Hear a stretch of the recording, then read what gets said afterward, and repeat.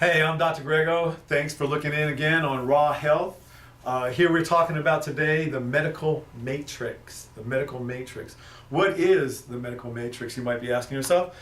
And I would like to share with you, if you remember the movie not too awful long ago with Keanu Reeves and Lawrence Fishburne.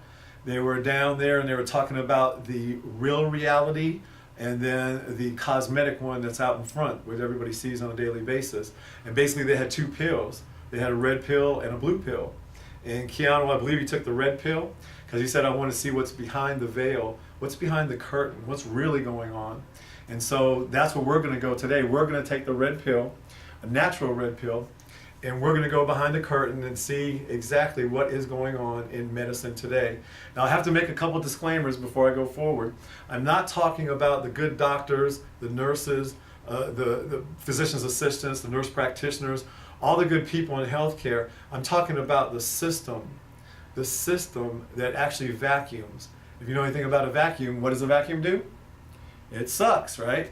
And so that's what this system does. And you're going to notice some of my terminology and some of my words aren't going to be exactly like gee, gosh, golly, whiz, in order to promote an emotional response, that because some of them are so appealing and so dramatic that those words just won't commit. They won't do the right, they won't give it the right justice. So again, I'll make those two disclaimers before I go forward. Now here we go. Let's take the pill, the natural pill, without any red dye, number 40. Why? Because that's female lice, right? Red dye number 40, in case you didn't know it, next time you look on the product, look at red dye number 40. It's female lice called louse. They actually grow on cactuses in one place in Mexico. My parents were recently down there and they said, look at that red cactus. And the guy said, no, that's not red cactus. That cactus is green, but the reason why it's red is because all these female lice called louse are on them, and they actually harvest them and squeeze them, and that's where you get your red dye from. So anyway, the pill is not made with red dye. So we bought that, we eat it, next thing you know, we wake up and we're looking around and we're saying, oh wow, this is not at all what I've been told as a child, or what I know growing up, or what television, radio, newspaper tells me about medicine. What's really going on here? Well, let me give you an example. We look at something called a sore, red, swollen elbow, right? And we go to the doctor and we say, hey doc, my elbow is sore, red, and swollen. What's going on? They say, hey, give me your insurance card, come back in 3 days, and I'll tell you what you have. So we do, we come back 3 days later, and he or she comes back and says, well, I found out what's going on with you. You have arthritis. Okay, well, wait a minute. Let's look at that word just a little closer. Arthritis. Well, the word ITS means red, swollen, or inflamed. The word arthur means joint. So that's in Latin. Now, if you break it down to English, that means I have a red, swollen joint. Wait a minute. Didn't I just tell somebody that 3 days earlier? Right before I gave them my insurance card? That's right, you did. And it goes even deeper than that. Are y'all ready? Here comes the doctor. Doctor, my nose is red and swollen, and I can't breathe good out of it. What do I have? Rhinoitis. Rhino is nose, itis is inflammation. Doctor, my eye, conjunctivitis. I wonder what conjunctive means in Latin. Anybody want to guess eye? Okay, what about otitis? I wonder what O-T-O means. Would that be ear? What about laryngitis? Would that be throat? What about gastritis? Would that be stomach? Diverticulitis? Would that be my intestines? What about phlebitis? Would that be my legs? What about plantar fasciitis, the bottom of my feet? Would plantar fascia, is that in the bottom of my feet? Everybody nod your head like this. So wait a minute, what's really going on? I'm telling the doctor what's going on bad with my body, right? What's wrong with my body? Then he or she is coming back in Latin and just naming that body part with the word ITS next to it. Hey, that's a description. That's not a disease, right? Because a description is not a disease. A disease is a causative factor, right? What causes pain? What causes illness? What causes even death? The cause is the disease, not the description. So I want to give a few more examples because this runs so deep, and hopefully some of your alarms should be going off right now. If not, you want to replay this video over until it does, because some of you are just barely waking up and you're reaching over and hitting the snooze button, right? There's no time to hit the snooze button. Your family's health is at stake, your family and your children's. And speaking of children, let's go ahead and make an example with the child then. Let's say we have a little girl, Melissa, And Melissa is coughing and rattling in her chest and hard time breathing. And so we take her to the doctor. And we say, hey, doc, what's going on? You know, my little girl here, Melissa, she's got a hard time breathing or rattling in her chest, wheezing. You know, really, I don't find out what's going on with her. I'm concerned. Doc says, okay, give me your insurance card, come back in a week. I'll tell you what she has. Okay, insurance card, come back in a week. Now here comes the doctor, and now we're going to pull back the veil again and say, let's pretend this doctor does not speak in Greek or Latin, but actually in English. Then the doctor is going to say, hey, I found out Melissa has noisy breathing, wheezing sounds, and rattling.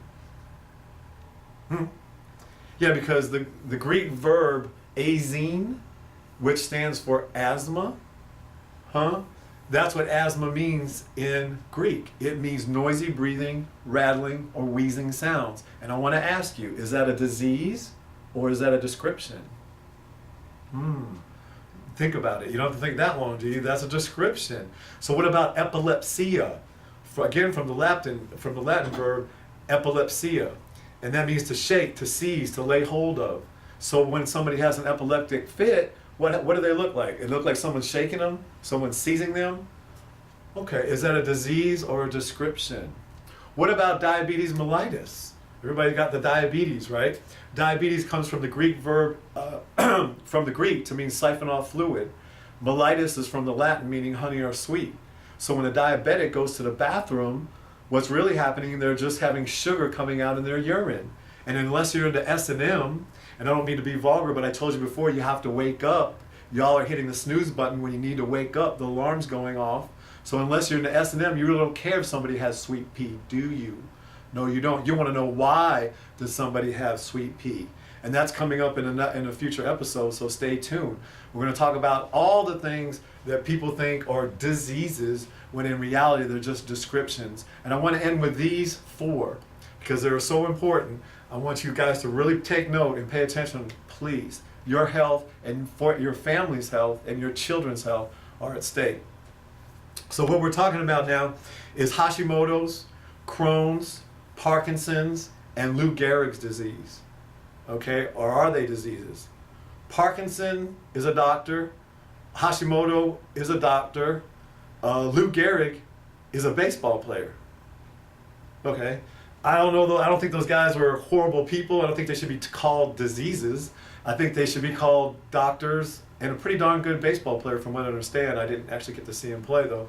But my point is this: are those guys diseases, or are they descriptions of a person? Right? Again, so what's really going on, even to the point of cancer? Hippocrates himself actually named this quote-unquote disease when he looked at a female patient and on her breast he saw the shape of a crab, right? It looked like a crab. So he said, oh, you have carcinos. Carcinos. So in other words, if I was in Greece and I like crab legs, I would sit down at the table and say, give me a big bowl of cancer with a side of butter, because cancer is actually pretty delicious there. And I don't mean to make fun of it at all, because a lot of people you may know directly that have died from this particular affliction, excuse me. But the point is, cancer is just crab. It just means crab. It's a description, not a disease. And so stay tuned for the real answers, because when you look at the disease scoreboard, like how many diseases have we actually conquered right here in the United States? Have we a cure for arthritis? Have we a cure for diabetes? Have you a cure for high blood pressure? Have we a cure for something as simple as a flat tire on a car called a common cold? Is there a cure for the common cold? No, there is no cure. So in other words, the disease scoreboard reads 100 for diseases and 0 for cures. And I just gave you the reason why. We pulled back the curtain and we now understand the medical matrix, the model, not the people, right, is really, really sucky. It's not helping you or I become healthy or well, and it's really doing a lot of damage to us as human beings. That's why you need to pay attention for the next episode on Raw Health, where we're going to go into these actual disease conditions and what really is going on as far as a cure. What can you do naturally to take care of your family and your children? So stay tuned. We'll be back again More Raw Health. Dr. Grego, thanks for tuning in.